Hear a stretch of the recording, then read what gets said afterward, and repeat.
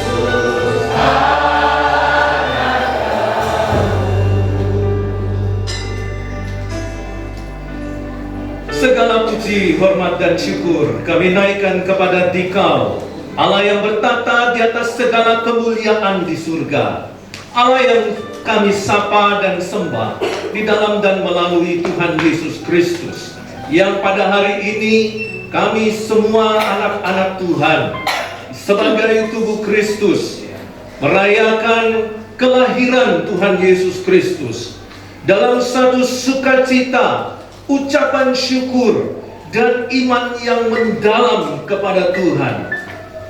Satu bentuk pujian, penyembahan, syukur kami juga kami naikkan kepada Tuhan, karena kasih Tuhan Yesus, kasih Allah Bapa yang luar biasa, yang memungkinkan kami yang harusnya kami binasa, tetapi kami bisa memperoleh kehidupan yang kekal oleh karena karya Tuhan Yesus Kristus yang dimulai dari kelahirannya.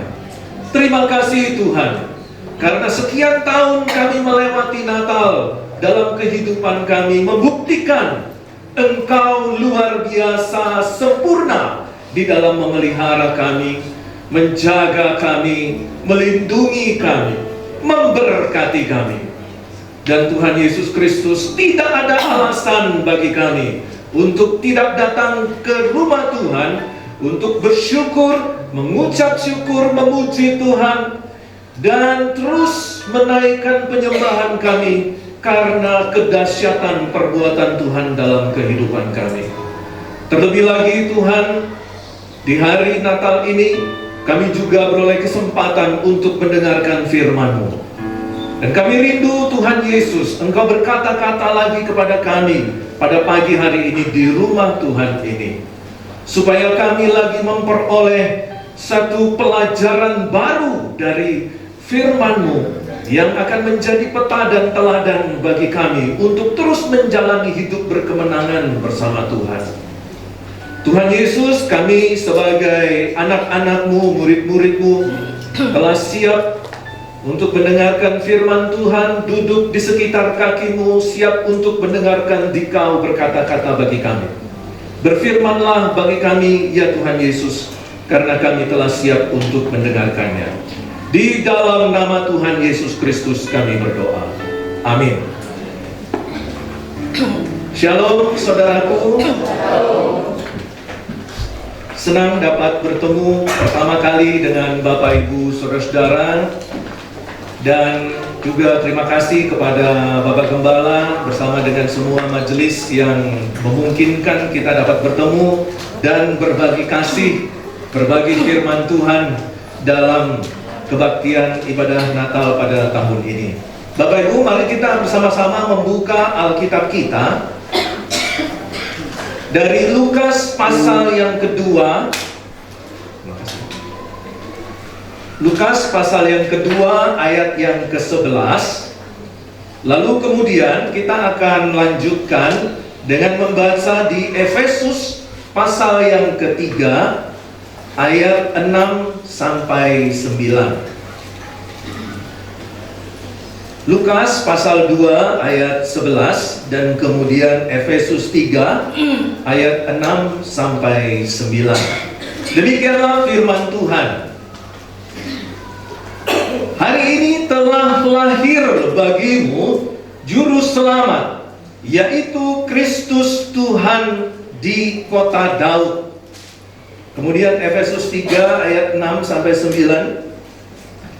Demikianlah firman Tuhan, yaitu bahwa orang-orang bukan Yahudi karena berita Injil turut menjadi ahli-ahli waris dan anggota-anggota tubuh dan peserta dalam janji yang diberikan dalam Kristus Yesus. Ayat 7, dari Injil itu aku telah menjadi pelayannya menurut pemberian kasih karunia Allah yang dianugerahkan kepadaku sesuai dengan pengerjaan kuasanya.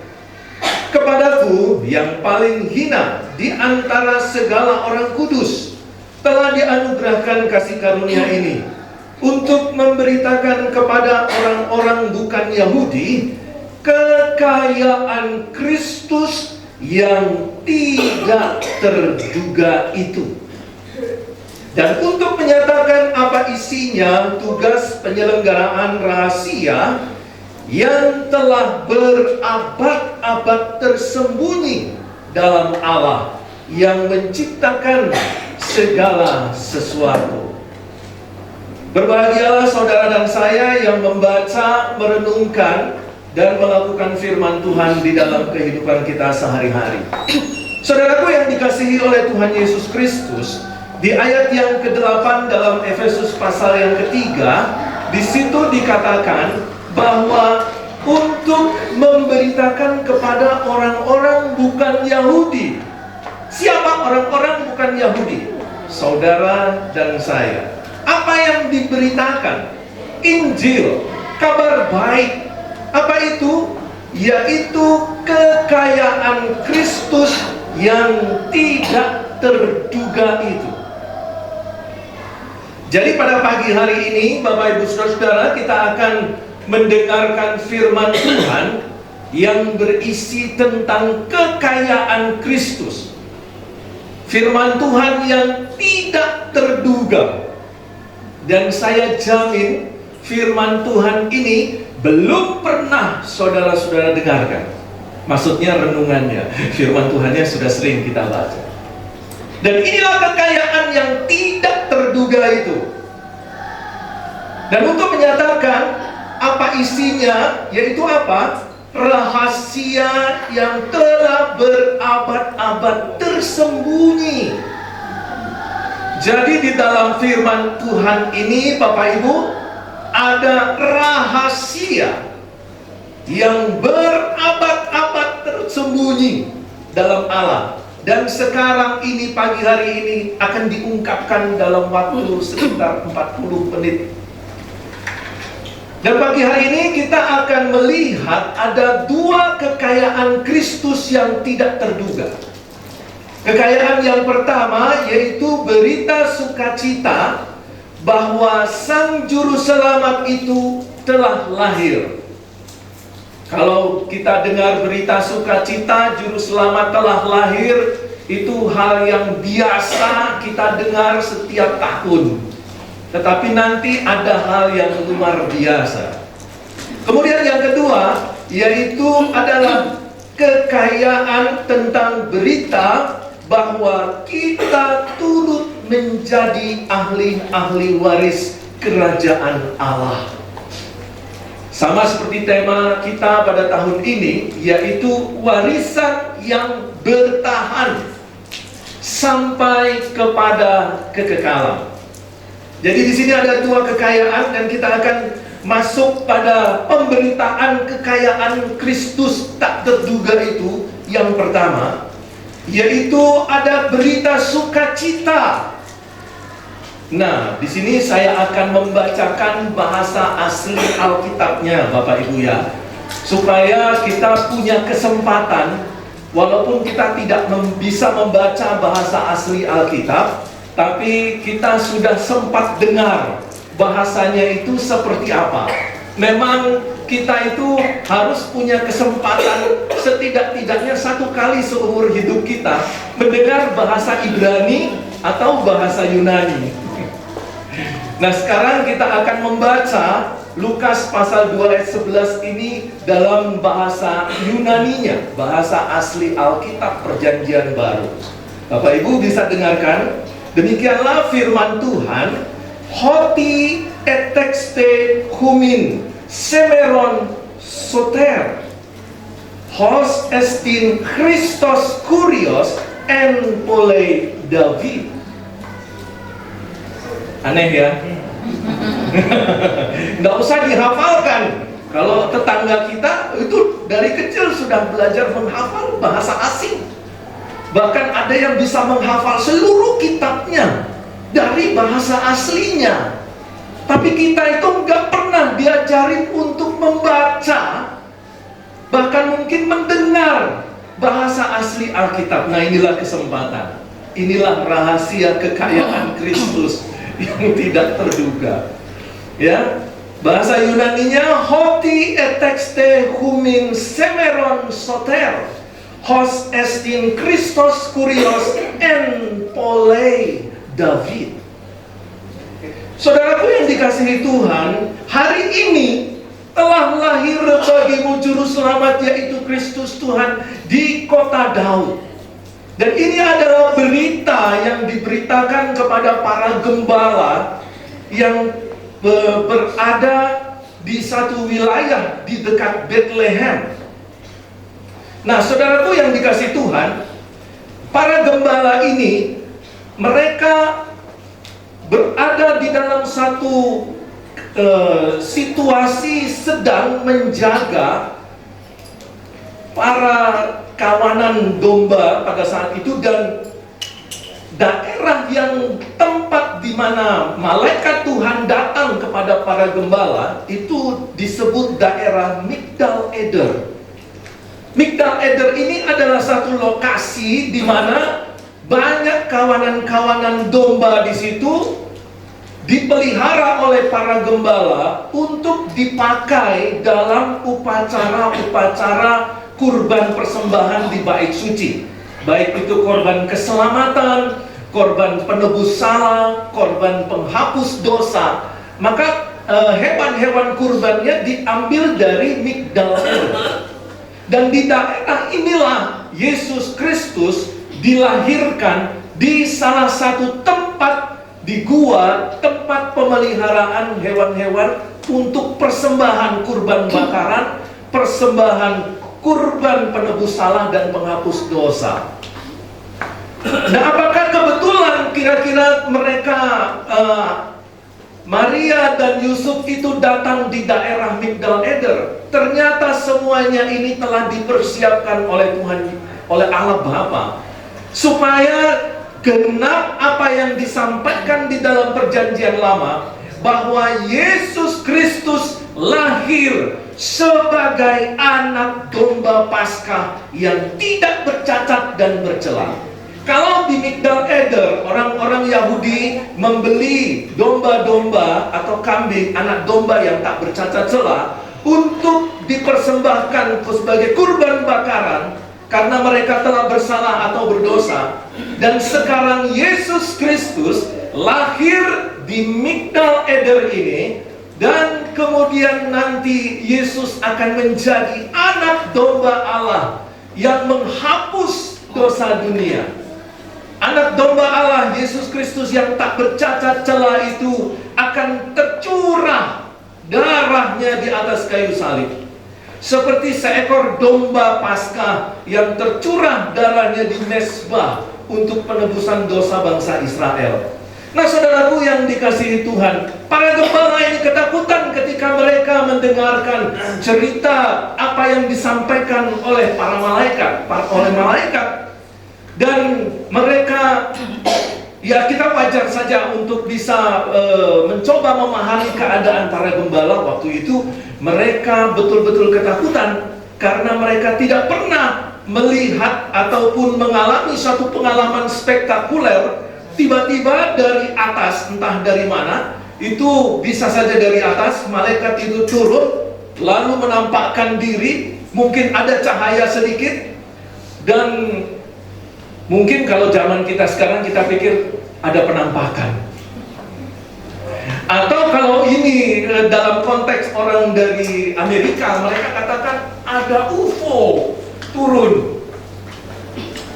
Tetapi Alkitab mencatat bahwa ini adalah malaikat Allah yang mengatakan hoti etekste humin semeron soter. Hari ini telah lahir bagimu juru selamat.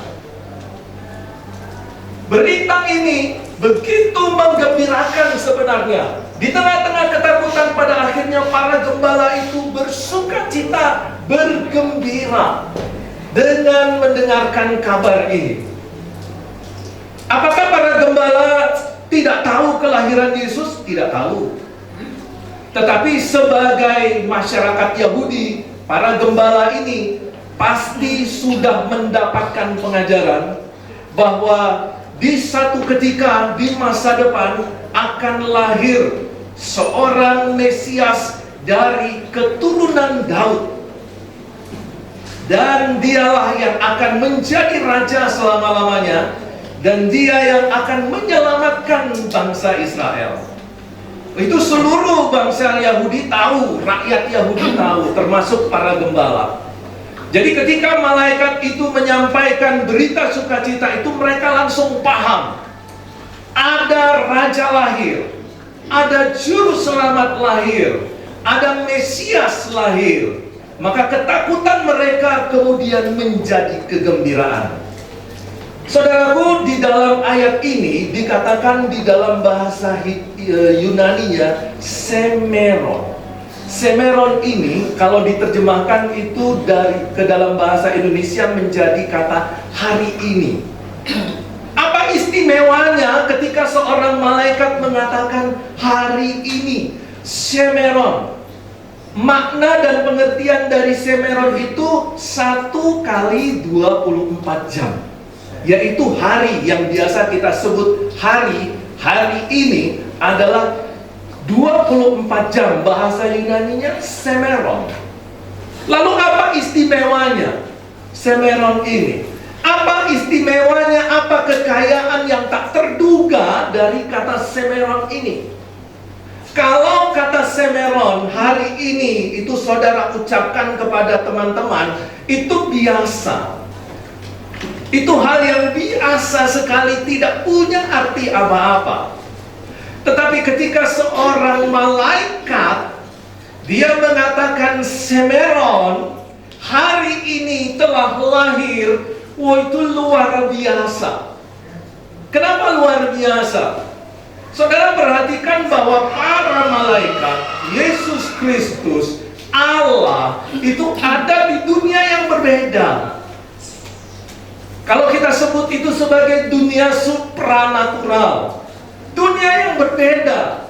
Di dunia mereka, di dunia Allah, dunia Yesus, dunia para malaikat, tidak ada kata hari ini, nggak ada. Nggak ada. Yang ada hanya kekekalan. Tidak ada waktu di dalam dunia Allah. Tidak ada waktu.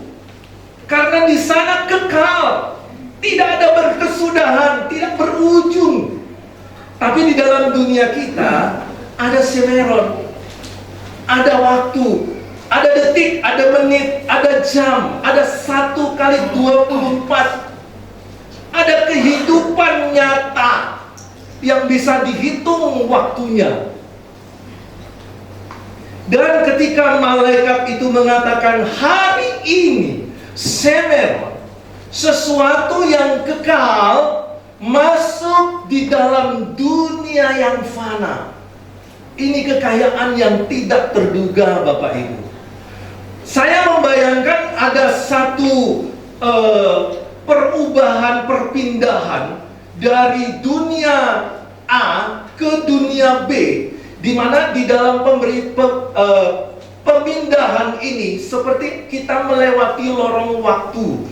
Seperti kalau di dalam film fiksi kita melihat ada mesin waktu yang membawa orang berada di dunia yang akan datang masuk ke dunia kita. Itu kalau di film-film fiksi. Atau orang-orang di zaman lalu pergi ke zaman sekarang. Orang-orang dari zaman sekarang pergi ke zaman lalu. Ini seperti mesin waktu yang memindahkan seseorang dari satu dunia ke dunia yang lain.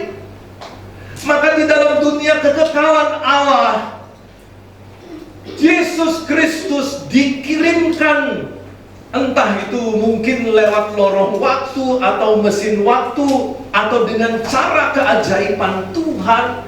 Maka Yesus Kristus dari dunia kekekalan itu, Dia datang pada manusia dalam dunia nyata 3 dimensi, Semeron. Ada waktu 1 kali 24 jam. Hari ini itu mujizat bahwa yang kekal itu menempatkan diri, memposisikan diri kepada satu bagian waktu manusia.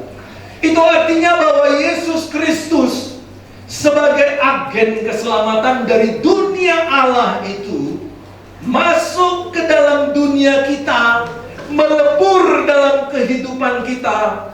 Dia yang tidak terbatas, membatasi diri.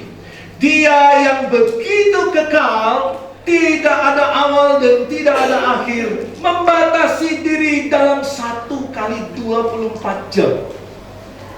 Yang tadinya tidak ada umur Yesus, sekarang umur Yesus dihitung. Mulai umur 1 tahun, nanti sampai 33 tahun. Inilah Semeron, saudaraku.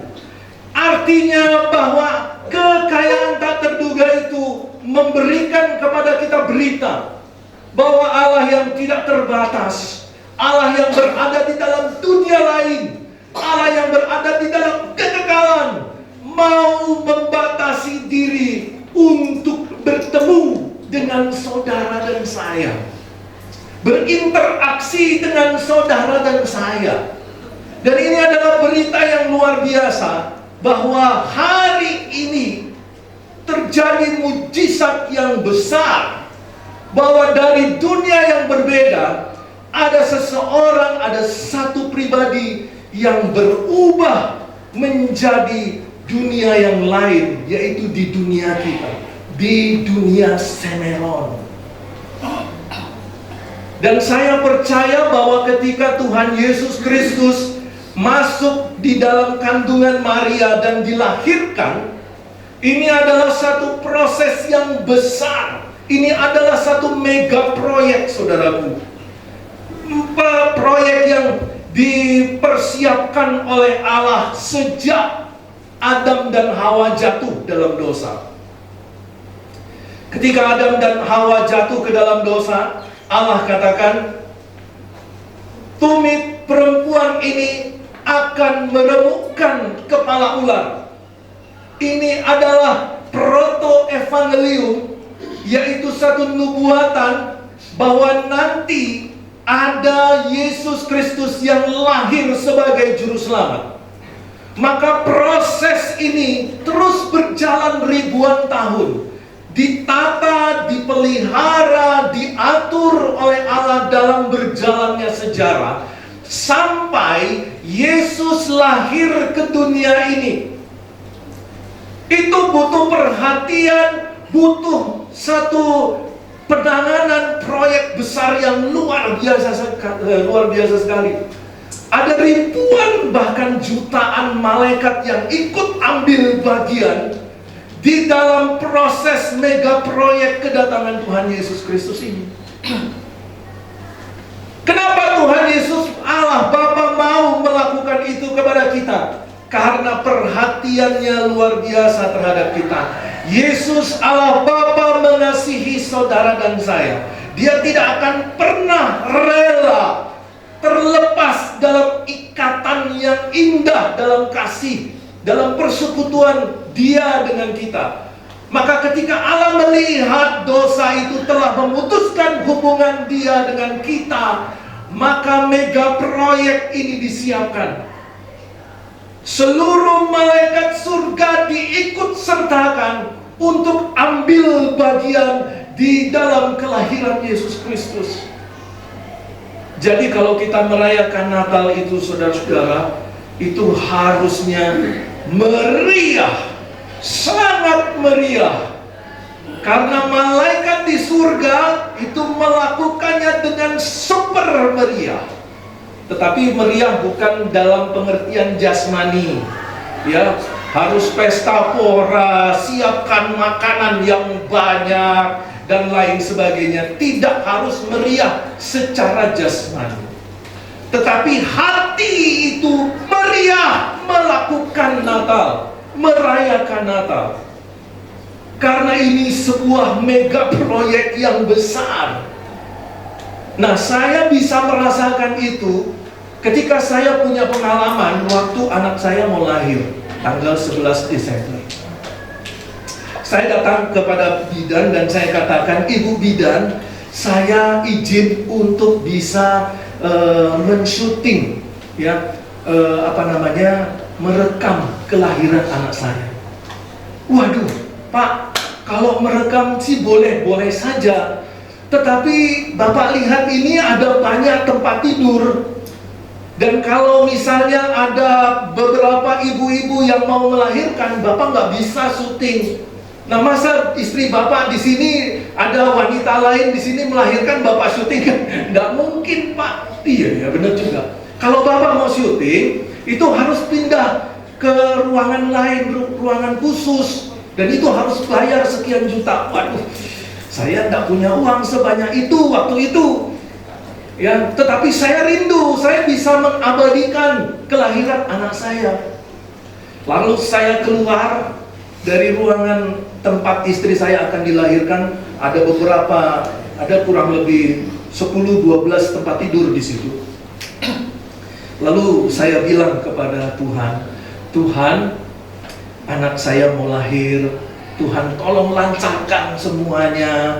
Tuhan Yesus, saya minta satu lagi, Tuhan, supaya saya diizinkan bisa merekam waktu anak saya lahir."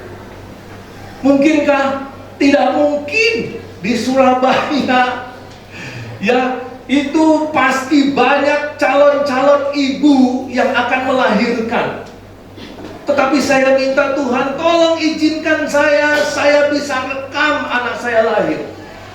Saudara, ada sesuatu yang luar biasa terjadi malam itu. Malaikat-malaikat Tuhan itu turun dari surga, mendatangi ibu-ibu yang mau melahirkan, ditahan perutnya supaya tidak lahir. Jadi waktu malam itu saya berharap tidak ada satu ibu pun yang datang di sini untuk melahirkan. Dan ternyata ya mungkin saja, ya mungkin malaikat Tuhan turun, saudaraku. Ya, dan kemudian menutup dulu sementara rahim semua ibu yang ada di Surabaya Utara. Jadi malam itu tidak ada satupun ibu lain selain istri saya yang melahirkan. Luar biasa. Ini rumah sakit ibu dan anak, saudaraku. Dan pasti kalau yang mau melahirkan pasti pilih yang seperti ini kan rumah sakitnya. Tapi anehnya, memang masih lebih aneh binatang bebek, lehernya panjang kan. Itu tidak ada satupun perempuan yang datang melahirkan di situ, tidak ada. Jadi saya dengan leluasa merekam mulai dari kesakitannya sampai melahirkan, sampai diikat itu tali pusarnya, sampai cara memotongnya, dan semuanya lengkap. Dan tidak ada satupun wanita yang datang melahirkan. Karena malaikat Tuhan turun ikut ambil bagian untuk proses datangnya anak saya ke dunia ini. Bayangkan ketika Yesus yang lahir, saudaraku, itu mega proyek. Dan besok paginya, tidak usah tunggu besok pagi, beberapa jam Setelah anak saya lahir, itu berbondong-bondong perempuan mau melahirkan, datang antri untuk melahirkan di tempat itu. Saya bilang, puji Tuhan, malaikat Tuhan turut bekerja menutup sementara rahim ibu-ibu yang mau melahirkan. Dan ketika saya menyadari mujizat ini, saya bisa merasakan suasana Natal 2000 tahun yang lalu itu luar biasa. Luar biasa. Hari ini itu menunjukkan bahwa ada dunia yang berbeda masuk ke dunia yang lain. Seperti kalau kita membayangkan ada seekor ikan yang ingin jalan-jalan di mall. Dalam dunia air, dia mau pindah ke dunia darat. Saudara pikirkan, mustahil. Dunia yang berbeda, mustahil. Tetapi itu terjadi. Semer, hari ini, 1 kali 24 jam. Manusia pribadi yang kekal itu membatasi masuk di dalam hari yang dihitung manusia. Supaya apa? Supaya dia dapat bersama-sama dengan saudara dan saya. Dan ini adalah berita penting bahwa Tuhan Yesus, Allah, selalu berkerinduan untuk bisa hadir di dalam kehidupan saudara dan saya. Allah rindu untuk hadir di dalam kehidupan keluarga kita. Allah rindu hadir di dalam kehidupan bergereja kita. Tetapi yang sering terjadi, itu kebanyakan dari kita itu tidak menyadari kehadiran Allah. Dia yang tidak terbatas dalam dunia yang begitu mulia, mau masuk dalam dunia yang fana. Tetapi kita yang ada di dunia yang fana ini seringkali abai atas kehadiran Allah, atas kehadiran Yesus di dalam hidup pribadi dan keluarga dan gereja kita. Seorang mahasiswa teologi tanya sama saya, Pak, bagaimana sih caranya saya bisa rasakan kehadiran Yesus? Kalau secara teori Yesus hadir di mana? Di hati. Di mana di hati? Mana ya hati? Di sini. Apa di sini? Nah, ini jantung, ini hati. Nah, kalau Yesus ada di hatimu, hati itu di mana? Apakah Yesus mengecil masuk ke dalam hati atau bagaimana? Pak, saya pengen Bapak memberikan penjelasan bagaimana supaya saya itu bisa rasakan kehadiran Yesus setiap hari. Saya jawab dengan satu pertanyaan juga. Sekarang saya mau tanya sama kamu. Kalau kamu melewati kuburan di tengah malam, apa yang kamu rasakan? Merinding disco, Pak. Apa? Kenapa kamu merinding? Saya tuh seperti merasa ada kehadirannya setan. Jadi kalau ada setan yang hadir, itu kita bisa merinding, ketakutan, keringat dingin, ya, dan lain sebagainya. Setan itu kita bisa rasakan kehadirannya. Setan itu makhluk supranatural, ya Pak ya. Tapi kalau setan itu datang, kita itu seperti merasa, kayaknya ada setan loh. Kita bisa merasa, entah merinding, entah keringat dingin, entah rasa takut berlebihan.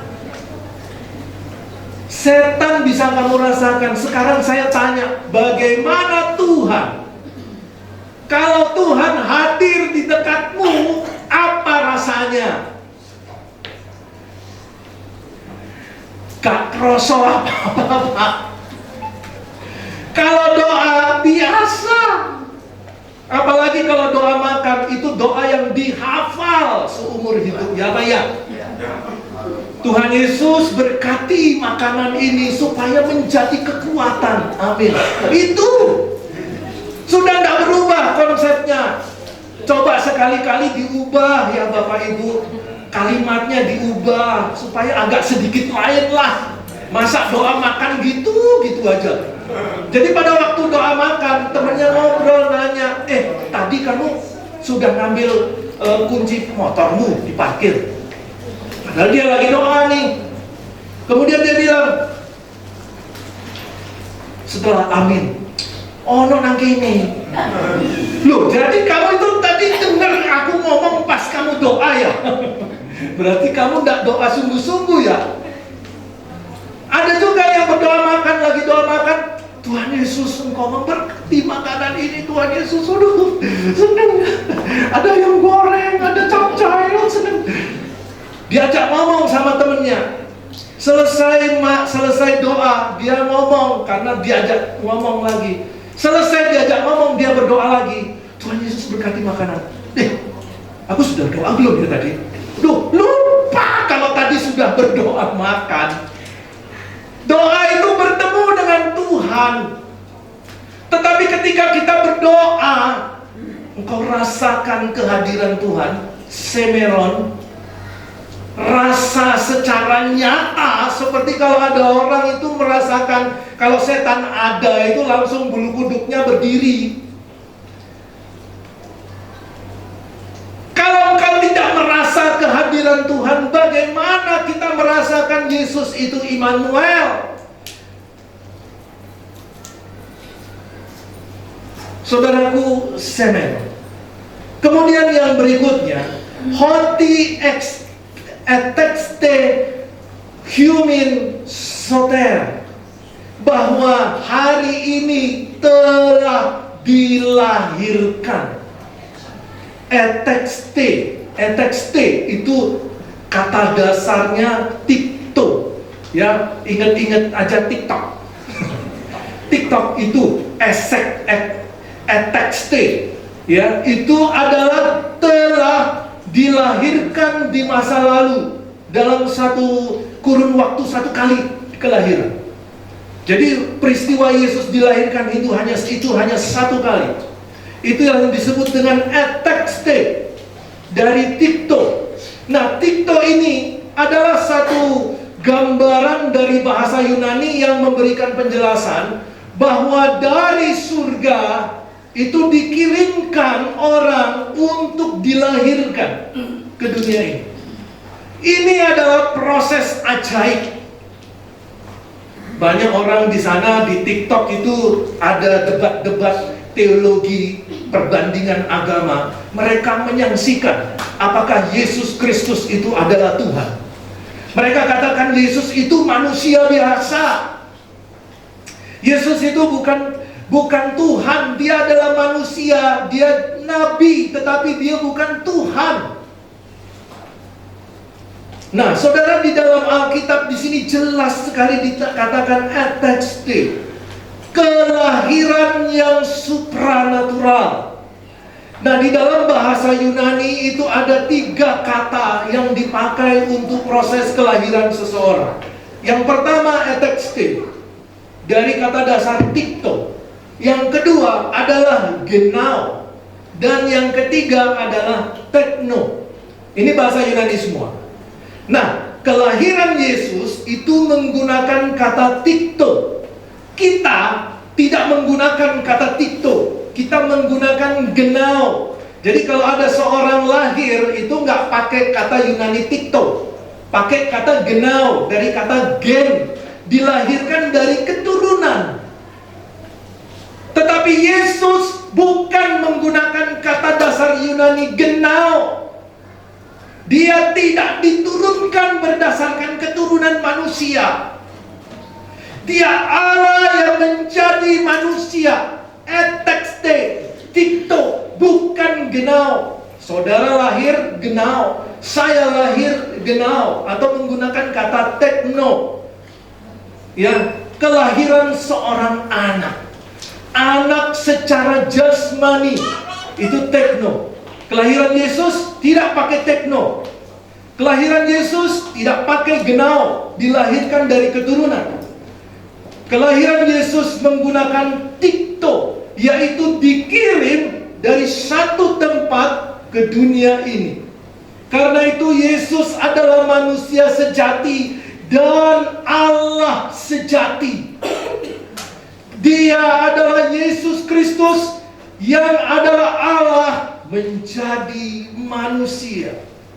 Kelahirannya itu menggunakan etekste, tiktok, dikirim dari dunia yang lain ke dunia kita.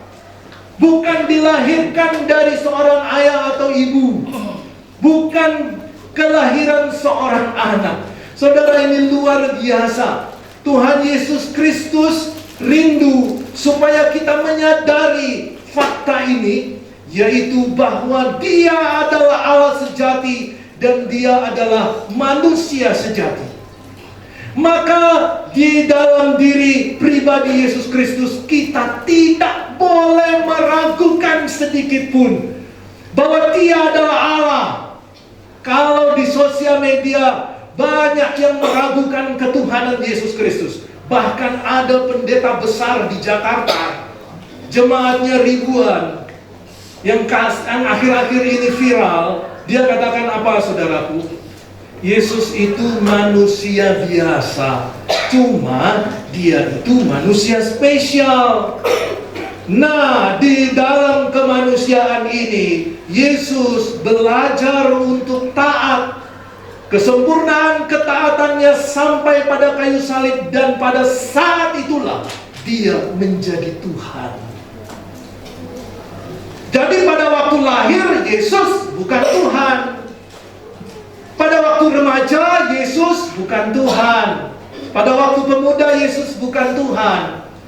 Pada waktu Dia dibaptis, Dia sedang proses menjadi Tuhan. Dan pada waktu Dia disalib, Dia menjadi Tuhan yang sempurna. Bukan seperti itu. Sejak dilahirkan, Yesus itu Tuhan. Saya jelaskan di dalam satu video saya di TikTok bahwa Yesus waktu dilahirkan itu beda dengan saudara dan saya. Saudara dan saya dilahirkan sebagai manusia itu memiliki 3 unsur: tubuh, jiwa, dan roh. Roh kita adalah roh yang diciptakan, sama seperti roh malaikat diciptakan. Tetapi di dalam diri Yesus itu bukan roh manusia. Jadi di dalam diri Yesus ada tubuh, benar, ada jiwa, tetapi rohnya bukan roh manusia, tapi roh Allah. Itu bedanya Yesus dengan kita. Karena roh yang beda ini, Dia bisa jalan di atas air. Karena roh yang beda ini, Dia bisa katakan kepada batu, pujilah Tuhan. Karena roh yang beda ini, Dia bisa katakan kepada Petrus, Petrus, kamu mancing, dan nanti salah satu dari ikan yang ada di sungai Yordan akan mendatangimu membawa uang. Roh Yesus yang berbeda ini yang bisa mengatakan kepada orang lumpuh, dosamu diampuni. Roh yang berbeda itu memungkinkan Yesus bangkit dari kematian. Yesus betul manusia, tubuhnya manusia, jiwanya manusia, rohnya bukan seperti kita, roh manusia, bukan, roh Allah. Dan inilah yang dikatakan kepada kita di dalam bahasa Yunani, hoti etekste. Dilahirkan dari dunia yang berbeda menjadi soter, menjadi juru selamat. Itulah Yesus Kristus. Saudaraku, dengan datangnya Yesus Kristus maka memungkinkan kita yang berdosa ini diselamatkan. Saudara, saya tidak perlu jelaskan bagaimana karya Allah yang luar biasa menyelamatkan kita sebagai manusia yang berdosa. Tuhan luar biasa, rela berkorban, rela dianiaya, rela menanggung segala derita, supaya saudara dan saya yang harusnya binasa ini akan mendapatkan kehidupan yang kekal oleh karena Yesus. Hanya Yesus yang sanggup membebaskan kita dari dosa. Kita manusia tidak bisa bebas dari dosa. Hanya Yesus yang sanggup membayar dosa saudara dan saya, karena Dia Allah. Dia adalah Allah yang harus menjadi manusia darah manusianya harus tertumpah. Dan itulah cara di mana hukuman yang harusnya kita tanggung dilimpahkan kepada Yesus Kristus, anak domba Paskah yang lahir di Migdal Eder itu. Jadi semua yang Tuhan lakukan itu disebut di dalam kitab suci pada waktu Yesus digantung di atas kayu salib, tetelestai, sudah selesai, lunas, tuntas, semua perbuatan dosa ditanggung oleh Yesus Kristus, tuntas, tas. Ada seorang suami istri Kristen, setiap hari kalau dia pergi ke gereja itu naik sepeda, dan pada saat kemudian Tuhan izinkan dapat kendaraan baru, tapi masih nyicil kredit, saudara. Tapi ya puji Tuhan, yang tadi sudah mulai dari naik sepeda, sekarang ke gereja bisa naik motor baru. Nah, sebelum dipakai ke gereja, dicoba dites dulu, test drive. Ya, suami istri mulai jalan-jalan sore-sore, belok kiri, lurus, digas sedikit, dicoba remnya, wah enak sekali, beda ya sama sepeda ontel. Kemudian sampai di satu tikungan, ternyata ada pasir. Jadi dia terpeleset, dua suami istri ini, dua orang ini terpeleset jatuh. Sepeda motor baru di sebelah kiri, istrinya tergeletak di sebelah kanan. Oh, suaminya tengah-tengah, suaminya bingung. Aduh, mau diangkat sepedanya, istrinya berteriak-teriak, papi, Eka ada di sini, papi. Aduh, mami, aduh motorku, aduh, kamu pilih yang mana? Waduh, ini bagaimana ini? Langsung dia dapat ide cemerlang, celing begitu. Mami di situ saja.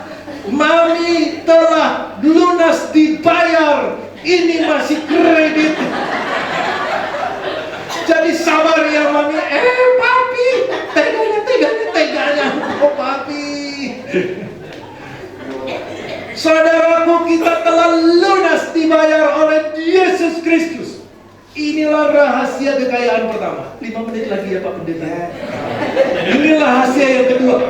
Rahasia yang kedua, bahwa semua karya keselamatan itu sudah menjadi warisan kita. Itu berarti bahwa kita akan mendapatkan hidup yang kekal, itu sudah di tangan. Tiket ke surga itu udah ada di tangan kita. Itulah warisan. Dan saudara perlu untuk mengajari anak-anakmu. Saudara perlu untuk membawa anak-anakmu ke dalam pertobatan.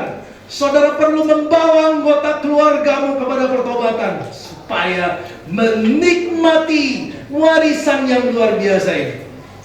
Tetapi saudara, keselamatan yang sudah menjadi warisan ini ternyata harus dipelihara. Nah, ada sesuatu yang kurang enak di Natal ini yang saya harus sampaikan, saudaraku.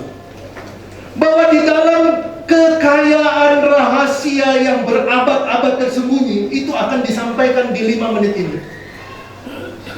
Bahwa di dalam kehidupan kekristenan kita, ternyata ada masa di mana Tuhan akan menilai hidup kita. Dalam termin waktu kehidupan kita, ada masanya Tuhan akan mengaudit, menilai, ya, assessment. Tuhan akan mengassessment, menilai selama hidupmu ini, kamu itu sudah seperti apa berjalannya sebagai orang Kristen.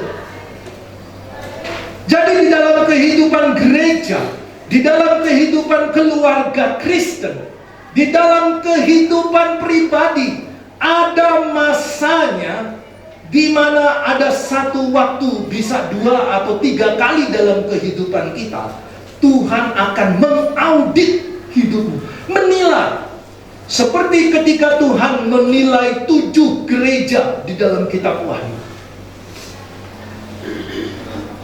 Gereja Efesus ini gereja yang luar biasa. Jemaatnya secara teologi mungkin sudah tinggi tingkatannya. Ini jemaat di Efesus ini mampu membedakan mana pengajaran sesat, mana tidak. Khotbah yang salah pun bisa dideteksi, ketahuan. Pokoknya secara teologi kemampuan jemaatnya ini luar biasa. Jadi kalau ada debat-debat teologi antar agama, itu jemaat Efesus pasti menang. Tetapi kehebatan teologi dari jemaat Efesus ternyata masih kurang. Tuhan katakan, kamu telah kehilangan kasih mula-mula. Kasih mula-mula itu telah hilang. Maka aku akan mengambil kaki Dian. Itu kalau kaki Dian diambil, Bapak Ibu Saudara-saudara, kehidupan kekristenan kita kering. Kehidupan kekristenan kita kering. Mereka secara gereja hebat, secara kekristenan hebat, secara keluarga hebat, tetapi kasihnya kepada Tuhan turun terus. Maka Tuhan Yesus katakan, kalau engkau tidak bertobat, aku akan mengambil kaki Dian. Saudara, bayangkan saja kalau di dalam kehidupan kita ditinggalkan oleh Roh Kudus, apa jadinya? Hidup penuh dengan masalah, hidup penuh dengan kesedihan, hidup penuh dengan kesengsaraan, hidup penuh dengan kekecewaan. Kenapa? Kasih mula-mula telah hilang. Sekarang pertanyaan bagi saudara dan saya, apakah kasihmu terhadap Yesus tetap konstan, atau semakin meningkat, atau semakin menurun? Kalau dulu baca Alkitab 2 pasal kuat, sekarang 5 ayat sudah ngantuk. Kalau dulu berdoa bisa 5 jam tidak selesai-selesai, sekarang berdoa 5 menit, lamanya luar biasa. Ini kalau Pak Pendeta Ronald khotbah, ini bisa 1 jam. Pak Dian, jangan diundang lagi itu orang. Ngabisin waktu aja. Ini orang model begini, itu kasih mula-mulanya sudah turun. Kalau kasih mula-mulanya itu semakin meningkat, dia akan berkata seperti Daud, aku sebab 1000 hari, lebih baik 1 hari di pelataran Tuhan daripada 1000 hari di tempat lain. Jadi kalau kerinduannya untuk bertemu Tuhan, beribadah, itu nggak pernah habis. Jadi kalau orang-orang seperti ini, kalau beribadah itu pikirannya bukan kejam, tetapi pikirannya itu bagaimana dia dipuaskan oleh firman, bagaimana dipuaskan oleh firman. Tapi kalau kita nih, bukan jemaat di sini ya, jemaat di sini baik-baik, di jemaat lain, ya itu kalau sudah lewat 40 menit, sudah keluar SP-nya itu ya. Ini sudah langsung ditandai, Pak, ini ditandai Pak, jangan diundang lagi dia. Nah, ini kasih mula-mula hilang. Pergamus, Tiatira, Sardis, Laodikia, itu semua dinilai oleh Tuhan. Kamu adalah jemaat yang sudah melenceng dari Tuhan, melenceng dari firman, padahal mereka dibilang beriman. Laodikia dibilang jemaat yang beriman, tetapi suam-suam kuku. Sardis, Tiatira, Tuhan katakan, aku akan muntahkan engkau, aku yang akan menjadi hakim untukmu. Kamu tidak akan diberkati, kamu akan datang berbagai penyakit. Waduh, ini luar biasa ini. ialah hukuman untuk 5 jemaat Pergamus, Tiatira, Sardis, Laodikia. Kasih mula-mula hilang. Sardis dikatakan apa? Kamu itu hidup, tetapi sebenarnya kamu mati. Laodikia, kamu sungguh beriman, kamu baca Alkitab, kamu berdoa, tapi kamu suam-suam kuku. Tuhan Yesus katakan, kamu harus bertobat. Jika engkau tidak bertobat, maka aku akan memuntahkan kamu. Aku akan mengusir kamu. Aku akan menjadi pedang bagi kamu. Dan kamu tidak akan mendapat bagian dalam kerajaan surga. Dan kaki biar itu akan diambil dari kamu jika engkau tidak bertobat. Sekarang pertanyaan, kalau saudara sedang dinilai Tuhan hari ini, kira-kira nilainya apa? Membanggakan, mengecewakan, atau membingungkan Tuhan?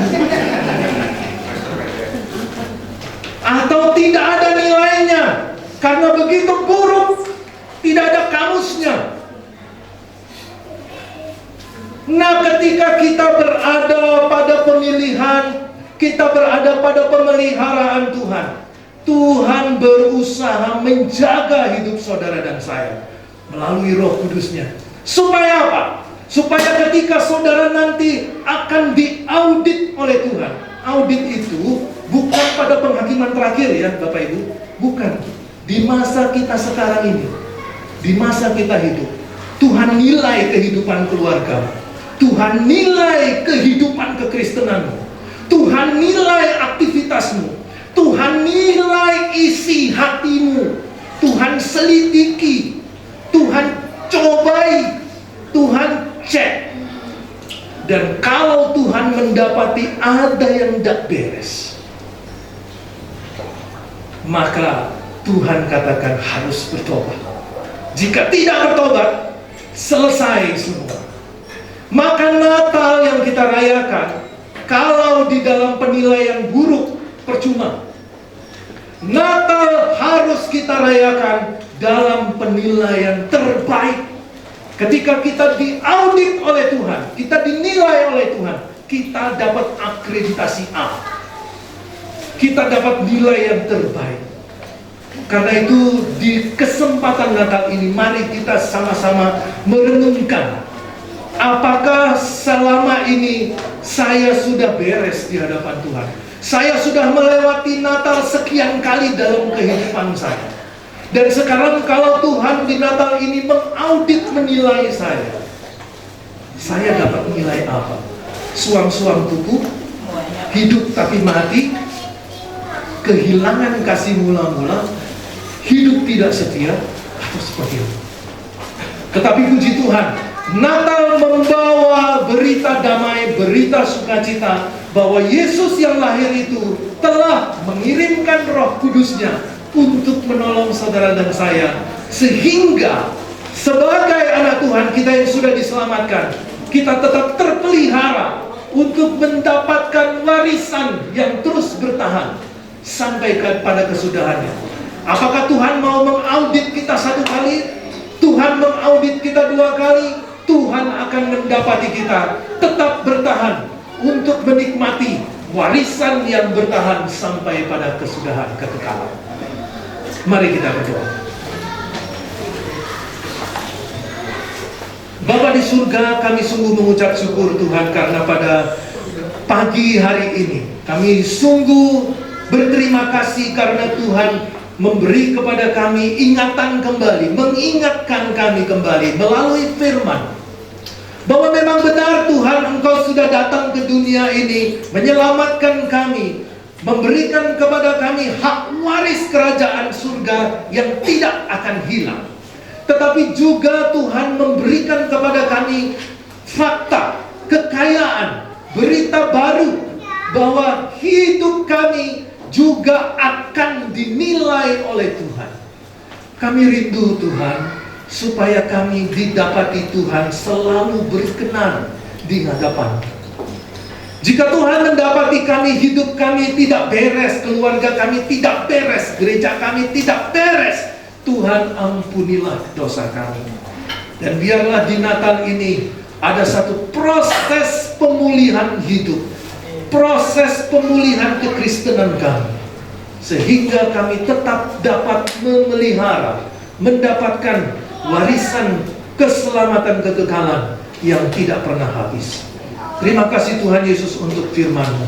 Kami percaya bahwa Roh Kudus akan memampukan kami untuk kami melakukan firman. Di dalam nama Tuhan kami Yesus Kristus kami berdoa. Amin.